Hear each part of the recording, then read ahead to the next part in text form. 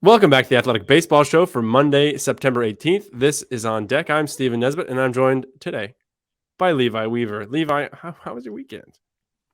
Busy weekend. We had more Sandlot baseball. We had minor injuries happening here, as you can see. If you're watching, I got a homemade little splint on my finger. I caught a ground ball, not in my mitt, as is the encouraged way to catch a hard ground ball. I decided I was going to try and catch it with the tip of my finger. Um, don't do that. It it's not pleasant. Other than that, good weekend. We had birthday parties with the kids. I was feeding my friend Jeff's dogs when he was out of town. Just tons of very boring personal things that nobody on a podcast cares about. But hey, you ask how it was going, so that's how it's going. What about you? What's going on in your life? How are you feeling? How's therapy these days? Everything is going all right. We're getting through some illnesses around here, and I did just get absolutely destroyed by our 11-month-old today. He was holding a toy train, and I was holding him on like my shoulder, and he just like full blast right into my collarbone. I have not been hitting the collarbone like that um, since probably like I don't know, little league or something. You actually get hit with a fastball, fast Mhm. as such as at that point. But that really hurt. I had to kind of get up and shake things off a little bit. So he's, I don't know, he's got a Did you powerful right hand. So did you drop a swear on him no, when it happened? I didn't. No, not that time. No, Do and that. producer Brian's in the chat mentioning that's not the Lions season right now. Yeah, Seahawks took down Lions in overtime. Sad day all around, but we can move on. Move on from that. Really don't need to belabor this. What I really want to talk to you about, Levi, is there was this great story that came out the other day from Fabian, who is our Dodgers writer, who talked to Clayton Kershaw. If you've heard of him, lefty, one of those guys in that rotation that's just like a bunch of kids. I think he's not the kid. I think he's the one guy maybe who is not the kid. Um, Long Lanson, what are you reaching for? Oh, that's the guy. Yeah. Yeah, this guy. For you audio listeners, I'm holding up a baseball card, a 2015 Bowman Clayton Kershaw. Yeah, your classic crafty lefty who you just hopes to stick around. No, Clayton Kershaw, a legend of the game, an absolute stud pitcher, which is like a walking 2 ERA. Even to this day, with all that's going on, he said some pretty enlightening things in that interview with Fabian, saying that I'm reading this quote here. Right now is basically Bobby Miller in an open tryout to see who can be on the postseason roster from the pitching side. There's no egos. It doesn't matter about your track record, what you've done. It's about who's pitching good.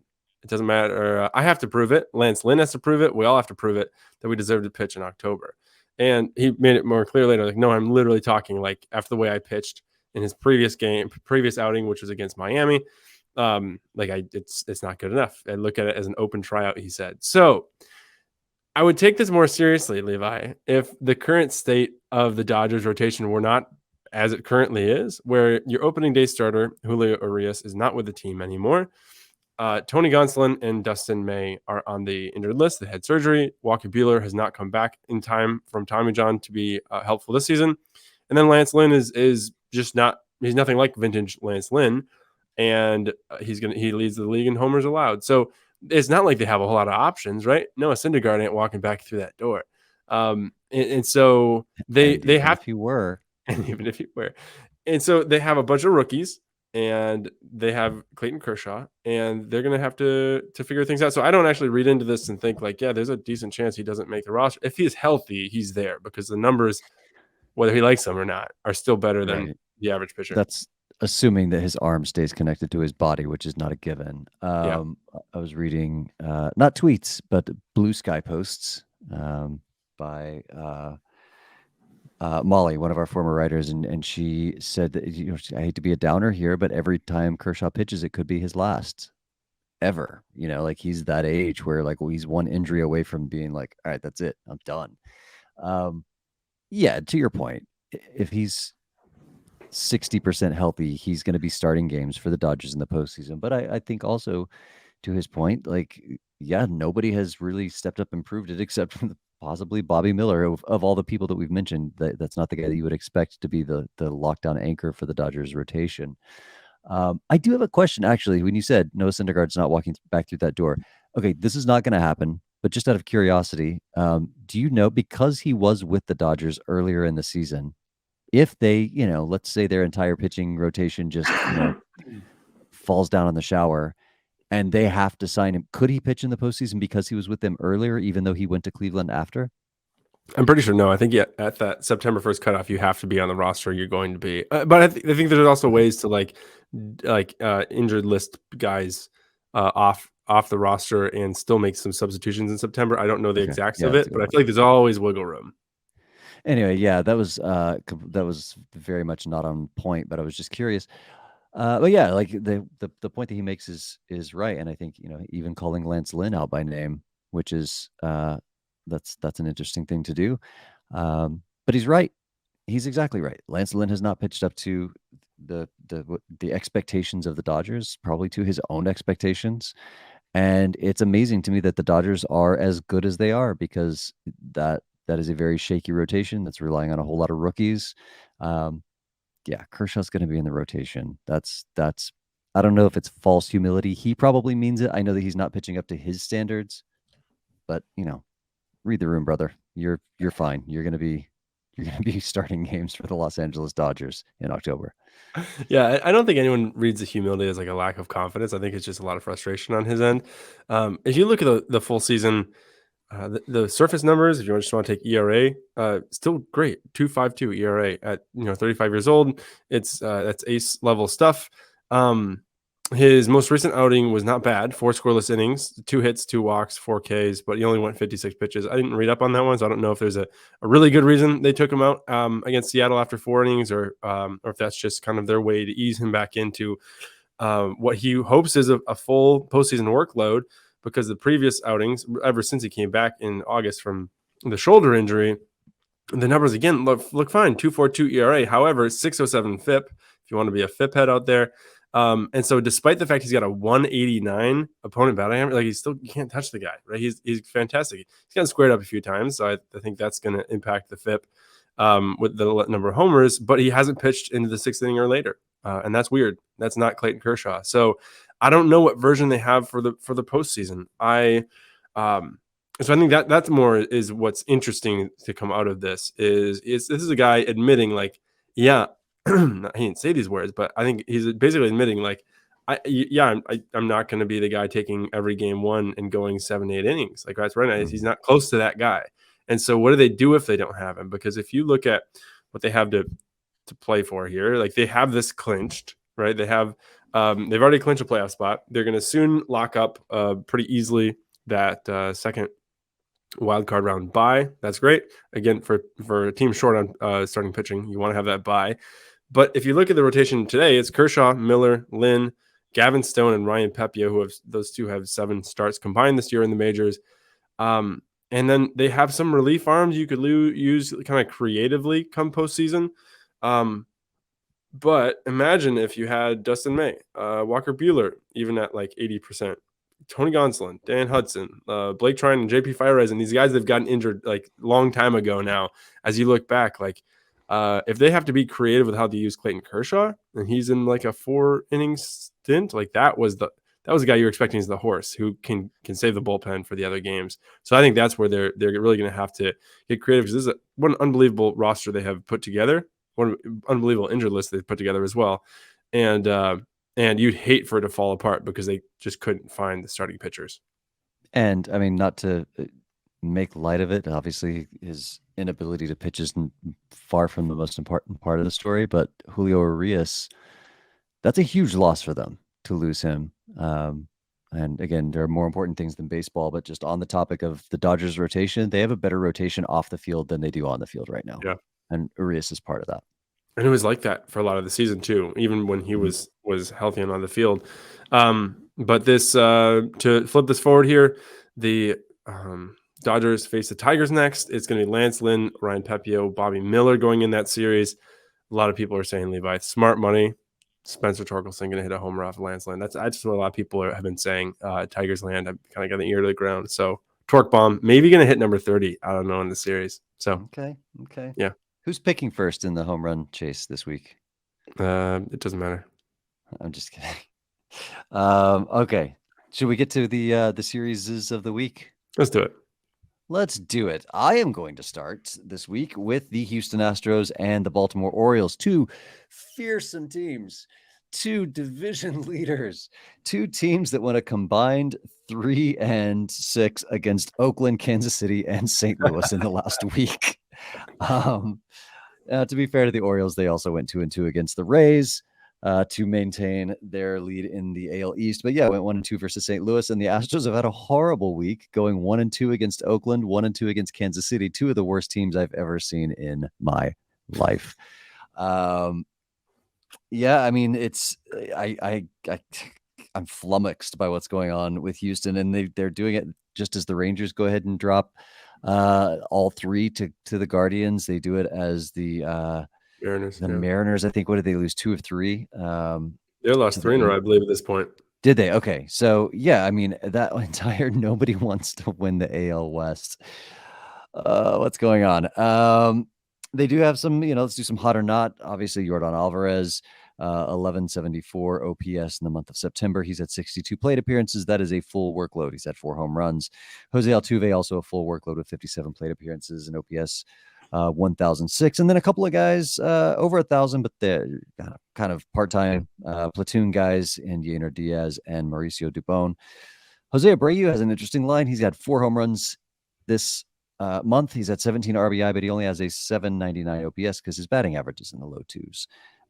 Kyle Tucker is he's not dying or anything. But he does have a 655 OPS over the month of September. That's a little lower than you'd expect from Tucker. Meanwhile, Baltimore, a little who's hot, who's not. Heston Kjerstad came up and immediately made a splash. They've had just so many good young players come up over the last year and a half, 2 years with them. Aaron Hicks with 46 plate appearances, a 1026 OPS. Man, the Yankees sure could have used a player like Aaron Hicks this year. Interestingly enough, a 483 BABIP for Hicks, though, so that's maybe not sustainable. Equally not sustainable on the cold side, Adley Rutschman, who has a 695 OPS this month, but only a 186 BABIP. Gunnar Henderson, he's like 981 this month. He's got 5 home runs, but nobody else in Baltimore is over 2. They are not really hitting a ton of home runs. On the pitching staff, they had a couple of guys really come to the game in September. Grayson Rodriguez has a 196 ERA this month. That is the guy that they expected he would be when they called him up. I guess they were hoping he would eventually be that. Maybe they didn't expect it would be immediate, but here he is, killing it. Kyle Bradish, half a WAR this month, and then Shintaro Fujinami just comes over from the A's. Does not have that A's stink on him. Has not given up a single run this month in 6 2/3 innings. Neither has Cionel Perez, 5 2/3 innings. Neither has Daniel Coulomb, 3 2/3 innings. The one guy that's really struggling in the Orioles rotation, and I feel like this has been the case with a lot of these trade deadline acquisitions this year, Jack Flaherty. He's got an 8.25 ERA for the month. He's still striking out 12 guys per 9 innings, but just not quite getting the job done. And I just feel like when you look around the league, I mean, Max Scherzer was okay, but he's hurt now. I'm trying to think who else that was a big. Oh, obviously the Angels. Yeah, the Angels traded for everybody, and they were so bad that they just let them all go. On the Astros side, an interesting one for me this month, Joel, and I hope I'm saying this name right, Kuhnel, Kuhnel, former Red. I knew nothing about this guy. Had to look him up. He's a 28-year-old. He was purchased. Didn't say for how much. 617 from Cincinnati. He is not his career line is not great. He's worth like negative WAR for his career with Cincinnati. There's a reason he was available from Cincinnati. Who needs pitching? 117 ERA in 7 2/3 innings. This month, he's only striking out 2.35 per 9 inning, but he's got a 54.2% ground ball rate, so he's doing the job. The Astros pitching's been kind of struggling. Hunter Brown had a nice outing earlier. I guess by the time you hear this, it'll be last week, but he's got a 6.08 ERA this month. Jose Urquidy, 12 ERA. Christian Javier and Justin Verlander have matching 5.40 ERAs. Again, I know ERA is not everything, but unless there's some wild stat that sticks out to disprove it, it's a fine stat. It's okay stat. You can't have a 12 ERA and have had a good month. And yeah, so that's I think probably give the nod to Baltimore. Got those last 2 wins against the Rays. Confidence is up. The Astros are coming off a horrible week. We got Verlander, Brown, and Javier against Means, Gibson, and Bradish. Should be a good matchup. And Yeah. both teams can't keep losing. One of them has to start winning again. Yeah, the Astros, like that's the part of your rotation you need to be going with, right? It's a big games against a great team. Maybe this team, yeah, maybe the Baltimore is going to have its foot off the gas a little bit. Probably not though. The way they're going, the number of young players they have, I don't think the young guys really have that in them. You're just getting your first opportunity in the majors, so that's going to be a good one. So I went with the Giants and the Diamondbacks. Now I'm going to keep it brief because two reasons. One, we've talked about these teams a good bit here because they keep being in the middle of that wild card chase in the National League, and the second thing is a 2-game series. So it doesn't deserve that much of a conversation. So at present, to line this up for you, the Phillies are they hold that first wild card by a pretty comfortable margin, 3.5 games, but they're playing the Braves next, so any comfortable margin could get wiped away pretty quickly. The Cubs are a half game; they're in that second spot. They're a half game up as we speak on the Diamondbacks and the Miami Marlins, who are tied. The Reds are another half game behind that. And out of the picture, and the Giants are 2 games out of that last wild card spot. So a lot still to play for with 2 weeks left to go. And currently ongoing as we record is the Sunday night game where the Diamondbacks are leading 3-2 over the Cubs in the 4th inning. So some of this could get switched around a little bit, but all that to say, there are a lot of playoff implications on the line here. And I'll start with the Giants because the Giants, they need this badly. They need to get back on track. They just won a wild one, 11-10, like a real, Coors special against the Rockies on Sunday to avoid a 4-game sweep. This is kind of their last chance. They have, I feel like, whiffed on a lot of opportunities to really get thrust themselves back into the middle of this race, and because you have opportunities against these other contenders, and you knock them down, you climb at the same time. That's how you find yourself in a position to be in a wild card spot. And they haven't done it. They are riding with Lamont Wade Jr. has been great lately. Tyro Estrada has been good. And then their pitching staff's kind of a revolving door, as you know, of 3-man rotation, 4-man rotation, 5-man rotation. Ross Stripling's back. He's in the bullpen. You don't know exactly who they're going to go with beyond their top 2. Well, good news. Their top 2 are the guys going in this series.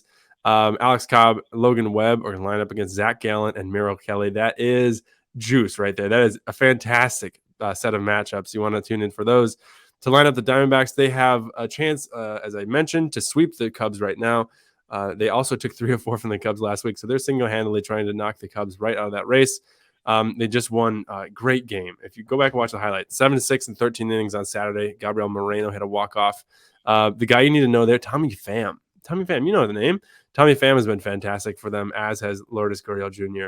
So not really the stars on that side that have been on fire lately. It's been those 2 guys mostly in the lineup, but a series worth watching, as is a couple other to mention. The Phillies are playing the Braves. Both teams are squarely in the playoff picture, but it's just going to be good baseball. I think the Phillies are not coming in hot, but they show up. The Twins are playing the Reds, and the Blue Jays are facing the Yankees. That one I circle, not because the Yankees are particularly relevant, except for the 500, shooting for a 500 record, but the Blue Jays are playing great baseball right now, and they need to stay in that wild card hunt. So they put themselves in a good position now. I think they're in that second spot in the wild card. But those are my series to watch. All right, Levi, you know what time it is. It's time to take out our scorecards, figure out how we did in the on deck arcade. Let's start with the arms race. I'm out of it. I've been out of it for a very long time. But we picked over the weekend. You picked Ranger Suarez for the Phillies. I picked Mitch Keller, the Pirates. And here's the way things went. Suarez, 6 innings, 4 hits, 1 run, no homers, 4 walks, 5 strikeouts. Pretty nice game. I would point out the walks. The game score 2.0 does not like walks. You got a 63 on that one. It's a nice score. But I'm gonna go out smiling because Mitch Keller went 8 innings, 2 hits, no runs, no homers, 1 walk, 7 punchies for a 90. One of the second highest score we got all season. So thank you, Mitch Keller. How did you get this far without picking a Pirate? How did you just wait until September? I Well, thought there's that would only have been. one pirate to pick. We didn't start the show until May, and he was starting to cool off already by that point in the middle of May. And listen, I had this one in the bag the whole time. I was just that Nationals matchup in mid-September. I had it waiting. So now, guess what? I'm only down like 15-5. Maybe it's 14-5. So anyway, Yeah. good for me. I try not to be competitive, and here I am like up by enough that you can't, you're mathematically eliminated already, and I'm still just like irked that I lost this week. Well, to go to the other side of this, the homer chase that we do, we pick a guy every week. This is a close one. Yeah. And tally up all the homers.